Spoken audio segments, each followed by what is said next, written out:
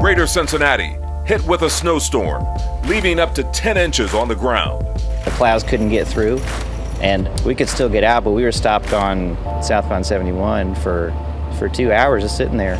A nightmare for drivers and the drivers responsible for clearing the roads. Anytime you get this much accumulation, it's going to take a minute to get through the main thoroughfares. So we have pretty much a systematic approach that we go. We get through our main thoroughfares, hospital, emergency routes, and then we get to the residential routes. But the headaches the snow brought to commuters also brought delight to Greater Cincinnati children, preparing for the next winter blast on this edition of Let's Talk Cincy. From WLWT, this is Let's Talk Cincy, presented by Western and Southern Financial Group. Put our financial strength behind you. Hello everyone, I'm Curtis Fuller and welcome to Let's Talk Cincy. The Queen City was hit hard this week by a blast of winter that put us in a deep freeze and gave us the largest one-day total of snow that we've seen in more than a decade. Meanwhile, an earlier storm just a couple of weeks ago did not produce as much snow, but it did test the city's snow removal response. And based on the calls we received from viewers, that first response barely got a passing grade. The city blamed the problem on staffing issues. This week, crews were put to the test once again. I think the city did a much better job this week. I think it's important for all of us to appreciate how important this is in terms of a city service that we oftentimes think of police and fire as being most important, and it certainly is. But what our Department of Public Services does in terms of treating streets, snow removal, the sanitation work, paving roads, this is as important of a department and a set of city services as there is. And so we've done, since I've been on council, a lot to reinvest in public services. And my sense is that that's just the beginning. I mean, we've got a lot more to do to ensure that we have as many crews out there as we need to give citizens the best possible services that they deserve. The core services that we provide, I mean, that affects people every day. And, we've got to do even more than what we have. Over the course of the last couple of years since I've been on council, we've been investing in public services because it's so fundamentally important.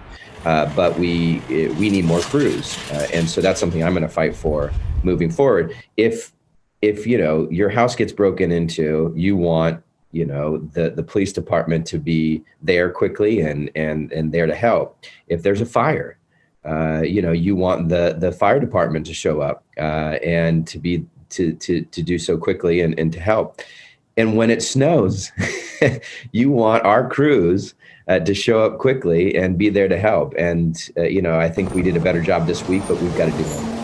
My understanding before is, and people have to give the city a little bit of grace because, we're affected by COVID also. And so I understand a lot of the workers in the public services department were sick. They were, quarantined. I mean, they were really short staffed. And so they really did the best they could. And then, if people ever have a problem, there's that Fix It Cincy app. You have that app on your phone and go down and say, hey, my street didn't get shoveled. My street didn't get plowed. So there's always that too. So, we're trying to be customer friendly because, we are here to serve the people of Cincinnati. And when people complain, that's not a bad thing. It just means that we have to do better. Well, now we turn our attention to COVID-19 with the vaccine seemingly turning the tide. The debate over returning children to the classroom is heating up. Some question whether it's safe for students, teachers, and staff to go back. Several districts have had in-person learning all school year. Others have not. CPS students went back to in-person learning in this month after lawsuits by the teachers union failed to keep the doors closed. Molly Lear was there for the first day back. Fairview Clifton students roll in one by one, some by bus, others on foot, and some by parent drop-off. There's a sense of anticipation mixed with worry. Nervous and excited at the same time. I'm excited, nervous, scared, and also very, very excited. Parents weighing what's best for their child's education with the safest way to learn. School officials say they're taking every precaution. Students who are being dropped off here on the street, we actually take their temperatures while they're still in their car to make sure that they are free of a fever. Once they're here, they go back to the back of the building where they enter socially distanced, and we make sure we take their temperature a second time. Gone are meals in the cafeteria and crowded hallways. Students instead stay in their classrooms nearly all day. This gives them 2 days with a teacher in person after learning online most of the year. I think the 2 days a week is just enough for exposure and also for just getting them a little bit of school in person. So we're fine with the blended learning. We think CPS has a decent model in place. We went into education, myself and the teachers, in order to be around students and to impact their lives and be in their presence. And so being remote has been really, really hard for all of us. The basic health principles to keep students learning in the classroom ingrained in even the youngest learners. I'm going to keep my mask on, always get hand sanitizer. Well, the Cincinnati Federation of Teachers lost a last-ditch effort to push back the start of in-person learning. The union argued its members were worried for their safety. Hamilton County sits in the red for COVID-19. The union says metrics set by the district to determine when students and teachers return were abandoned. Judge Lisa Allen upheld the board's plan to return to the classroom, writing, quote, "There is no just cause for delay." This is absolutely Judge Allen ruling against the safety of teachers and students. We're more than at a loss as to how it is that we've ended up here when we've got clear contract language that subjects these two grievances to binding arbitration. The union says it's not giving up and still plans to arbitrate despite that ruling. Meanwhile, teachers returning to the classroom were given the opportunity for a first dose of Pfizer vaccine. Up next, more on this debate about getting kids back in school when Let's Talk Cincy continues.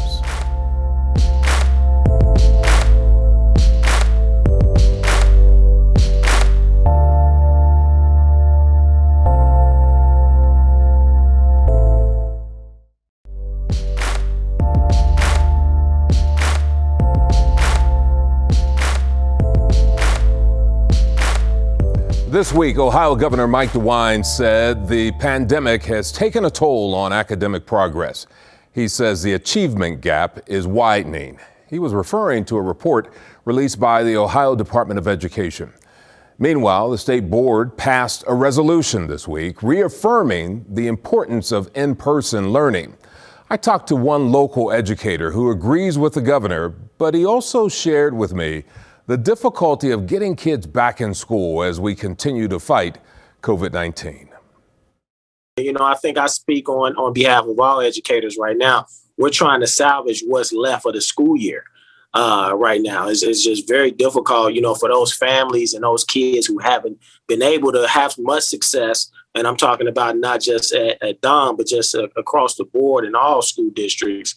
You know, trying to get them back to some form of education has been very difficult. And so I agree with what the governor is saying right now. I truly support it because we need to get back to some form of normalcy here soon. Or I feel like we're going to continue to keep losing more and more kids to other things. One day, you know, I'll say we're coming back on this day, and then, you know, something happens where I'm not really comfortable with doing it. And so I'll keep them out another week, and then I'll say, okay, well, we're going to bring them back this week. And then, you know, the county turns purple, you know, so, you know, it's just been a seesaw type of reaction for me. And you can't, people always tell me, like, you can't be wrong in this type of situation. But sometimes I do feel, you know, that I am wrong for maybe bringing the kids back in quicker than they should be. But I'm a guy who wants to get back to some form of normalcy. I don't want to rush it, but I'm seeing the effects right now of kids that's just been out for so long, like I said. How are your students doing through this? I think they're doing okay. We do have contact with them every day. And you know, the hardest part to this whole scenario is that there's nobody in the household, or very few, let me say that, I don't want to speak for everyone, but very few parents in the household that are pushing the remote learning. And so you can come up with everything. I tell educators all the time, you can come up with the best plan in the world, but if it's not followed through once they leave your school building, it's very difficult. And so what I see happening is that if a teacher is, you're supposed to hop online at, let's just say 9 o'clock, well, that kid may not hop on until 12 o'clock, you know, because there's no time, you know, for them, the time is not important. The kid to say, well, you know, at least I did attempt to get on. Well, that's not what we need. We need you to be, you know, just like if you were in school, we need you to be on a time, you know, constraint. So that's kind of the biggest thing that I see. Some kids are coming in, they're picking up packets, you know, and they're bringing them back. But the problem is that they need that additional help because a lot of students, and I'm not just talking just me, but they're just not self-starters or self-motivating students. So they need that extra push. And I see that with the COVID, it doesn't give us the ability to do that. So I think, you know, across the state, I think there's going to be a lot of kids who are behind. And I think that's schools going to have to work harder with being very creative to come up with ways to get kids to recover credit. Now, the Ohio governor wants every district to come up with a plan to help students catch up. Reportedly, the plan could include longer school days or adding days at the end or beginning of the school year. Those plans must be made public by April 1st. Up next, the battle for affordable housing here in Cincinnati, how a multi-million-dollar project is reigniting that debate.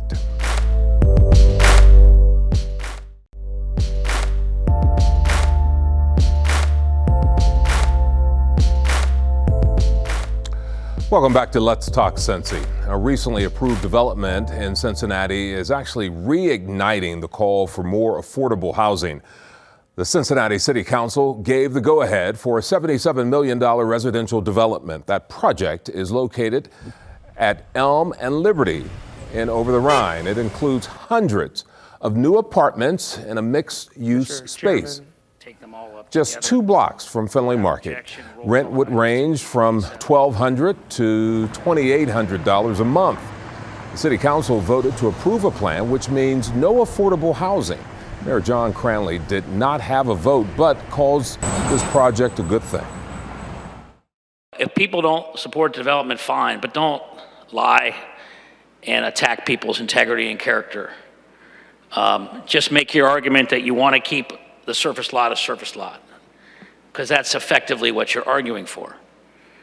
And that's fine, you have every right to that opinion. It's also the case that 2 weeks ago when this council delayed, that an individual was shot outside of Liberty and Elm on the same day. Now, obviously, even if we had voted for it 2 weeks ago, that wouldn't have changed that outcome. But it's incredibly symbolic of the debate. I think what residents are looking for is some kind of assurance that they're not being taken for a ride, that this promise to apply for the LIHTC low-income housing tax credits is really real. It's something that can happen. And so that's why the second question came, is this a viable project for a fact? There's nothing in this project that kind of screams out to us that it's not viable for the tax credits. Well, now the developer agreed to set aside some units for low-income tax credits, giving those who earn below the median income the chance to live there. Well, you know, Cincinnati is facing a critical shortage of affordable housing, but right now there are plans on the table by city leaders to find solutions. If you work in the city of Cincinnati, you should be able to live in the city of Cincinnati. The housing crisis is a serious one, and the pandemic has, I think, brought that to light in a way that it's brought many other crises to light. For far too many children and families, housing is not something that's guaranteed, certainly not quality housing.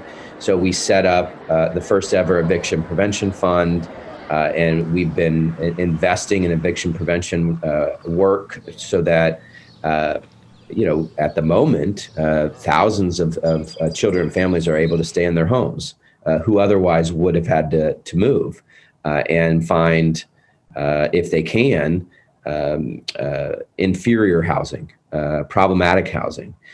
The second thing is we are about to pass a new scorecard for development, which will incentivize affordable housing along the income spectrum. Here's the thing with affordable housing. So LISC and Greater Cincinnati Homeless Coalition, Strategies to End Homelessness, lots of groups, and this was a few years ago, but did a study about how much affordable housing we're actually lacking, and it was something like 28,000 units in Cincinnati. And, when you count the county, it was something like 40,000. So in Cincinnati, we're lacking about 28,000 units. And so we have to really come up with a plan that incorporates affordable housing with all of the development that we're doing. Now, having said that, let me just say, people are not against people, residents, community members, we're not against development. Development is important. We need developers. We need people to invest in our city, make our neighborhoods beautiful, build new construction. We need all of that, new businesses coming in. But there are three issues that really intersect. And I've seen this intersection since I started council in March. One is, a lot of communities are saying, development is fine, but where's the affordable housing? The second issue is, okay, all this is happening, but people are getting displaced because their rents are going up, their property taxes are going up. So, they're losing their homes or can't afford their apartments. They need affordable housing too. And then the third is community engagement. And, for maybe lack of a better term, we're talking about meaningful resident input. We are bringing folks together around a new fund to really support the construction of new affordable housing, to protect the affordable housing that we have, and efforts to keep rents where they are until we can get incomes up. Municipal benefits will be tied in with affordable housing. So that's really important. We want to incentivize it. And let me say, as it's a work in progress, right? We're working on this ordinance now, but as we're working on it, I also want a lot of public comment. So I want to bring affordable housing advocates, community councils, developers, builders, just bring everyone to the table so that we come up with a plan that we can all agree on, but that moves us forward. And, you look at other cities and other places are actually getting this right. And so it's not that we're starting from scratch. We have lots of models we can actually look at to see how other cities are actually doing this right, but we have to think big. Very important issue. Up next, American history comes alive through the memories of a 1950s civil rights activist. Maddie Jones' story when Let's Talk Cincy returns.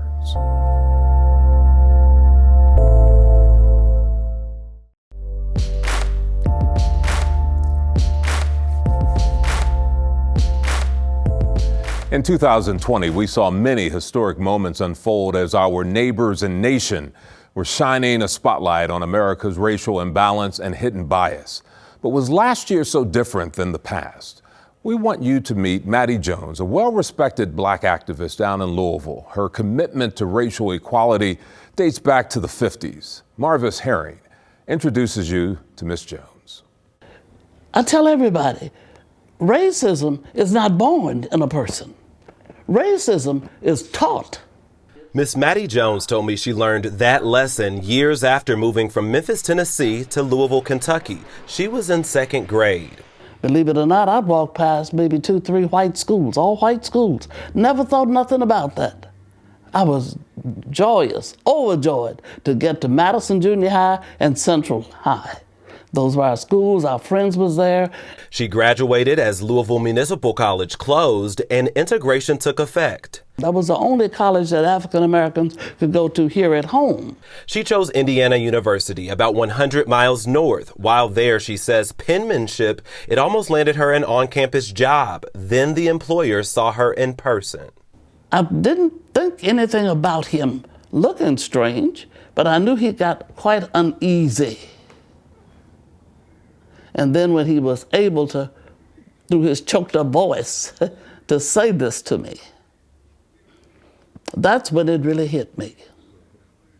That's when it created not love, not being upset, but it changed me into really being mad. Jones joined the Black Workers Coalition. Over the years, she's planned boycotts and rallied for human rights all across the country and here at home. What was the Breonna Taylor investigation and more like for you? It was the same old soup warmed over. When I heard of the Breonna case, my mind said to me that we have not been on the job. We haven't did what we're supposed to have done. Because we're in the 60s and we came through the human rights movement, we got satisfied with some crumbs. And we could move out into the suburbs. And we forgot from whence we came. And this little creature began to creep back in a more dignified, sophisticated way. Maddie Jones turned 87 in 2020, 15 days after Louisville Metro Police killed Breonna Taylor in a controversial midnight raid. Jones attended some of those local protests, witnessing a modern-day movement layered with hope and some confusion. We didn't have leadership. You see, during the 60s, we were trained. Before we got into the streets or anywhere, we went to a place in Newmarket, Tennessee, and Dr. Martin Luther King's aides and men that worked, and some women, they trained us how to be resistance to violence. And they explained to us and taught us what was going to happen. We didn't go out there blindsided, thinking everything was going to be all right. See, none of this happened during this last protest that we had. But I applaud those young folk for having the goodwill and the mind and the heart to step up and said, enough is enough. In Louisville, Kentucky, I'm Marvis Herring. So important that we hear the voice of people like Miss Jones. We thank her for her service. Well, that does it for the show today. Hope to see you again next week.